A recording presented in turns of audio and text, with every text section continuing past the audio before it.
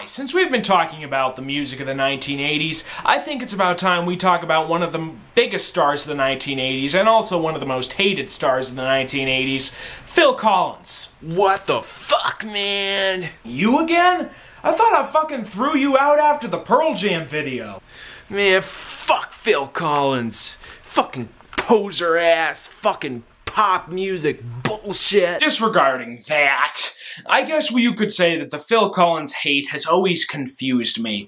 You see, I could very well see not liking his stuff. His style is not that appealing to serious music fans, mostly going for casual people who listen to adult contemporary.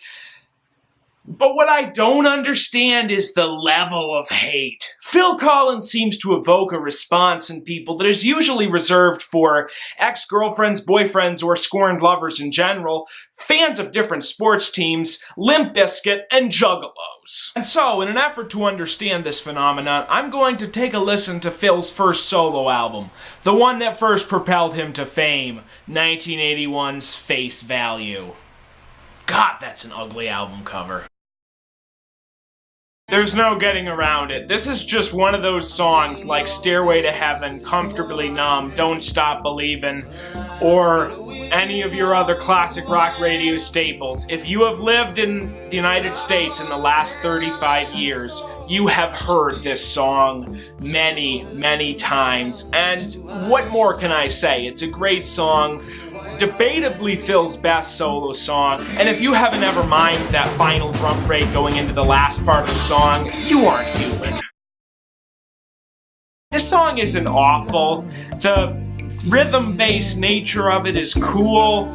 Kind of reminds me of something off of a Peter Gabriel solo album, but the lyrics are generic and sappy, and yeah, I don't hate it, but I don't love it either. Now this is different. This is an up-tempo, more brassy version of the first track off of Genesis' Duke album, and I don't hate it, but I definitely like the Genesis version better. It has this vague air of mystery and sort of weird impenetrableness, whereas Phil just sort of plays it as a straight-up love song. Now this I do like. This sort of a weird, rustic pastoral evoking of imagery from the Old West and frontier life by an Englishman. Kind of reminds me of something off of the Genesis And Then There Were Three album, which is not necessarily a bad thing.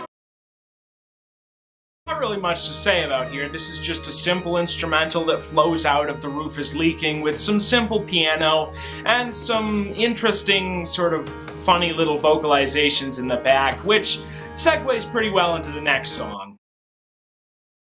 This gets much more upbeat and much more interesting than Droned.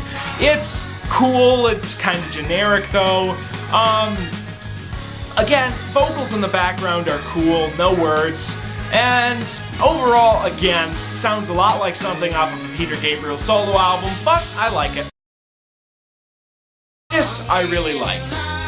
The orchestration is cool, the drumming is good. Yeah, it's a love song, but I like some love songs. I'm not gonna sit here and be like, all music must be about thought-provoking, pretentious things like spiritual warfare or the nature of the universe. You know, I can listen to love songs too, and, you know, for me this is a highlight. Second best thing on the album right here, folks. Well, this is a nice little piano-driven, ballady breakup song thing. I don't know. There are some melodies in it that really remind me of Wallflower from Peter Gabriel 4, but it wouldn't be a case of Phil ripping it off because this album didn't come out until 1982, and Face Value was out in 81. So, maybe it was just a coincidence, but who knows? The music is cool with some interesting guitar parts from the guy who was the touring guitarist for Genesis. And it's not bad, you know, music's cool, but love song, and which, again, you know, you can have love songs, and, you know, at least it's not a Genesis album with a lot of love songs on it, but anyway, this is good, but forgettable.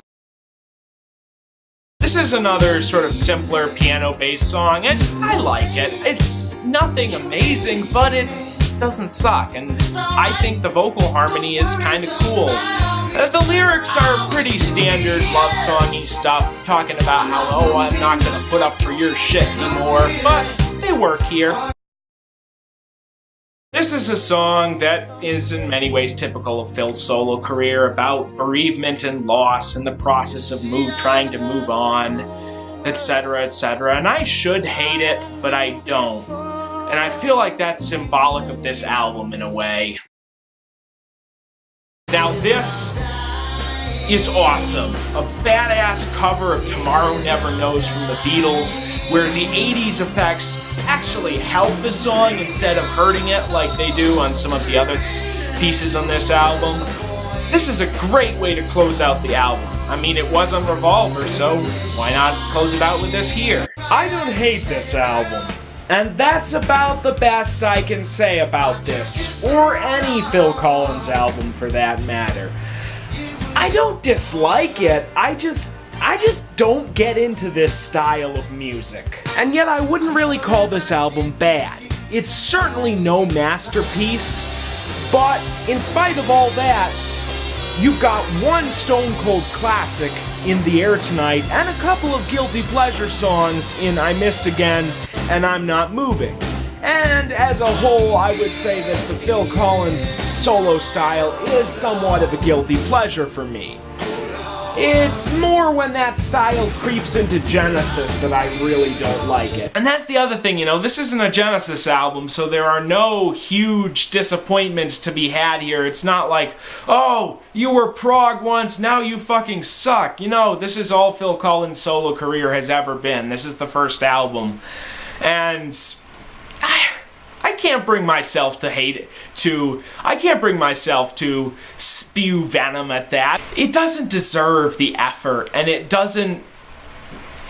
just not a good thing. And if anything, reviewing this album leaves me more confused about the hate and vitriol spewed at him than I was when I started, because I'm like, it's not that bad, it's just bland and generic. And in fact, this is more hate than I've heard spewed at anything this bland and generic ever. I mean, my only thought is that people look at Phil the way we look at Nickelback today, and people are like, oh, my fucking Megadeth albums didn't get popular, but Phil Collins did. Fuck Phil Collins.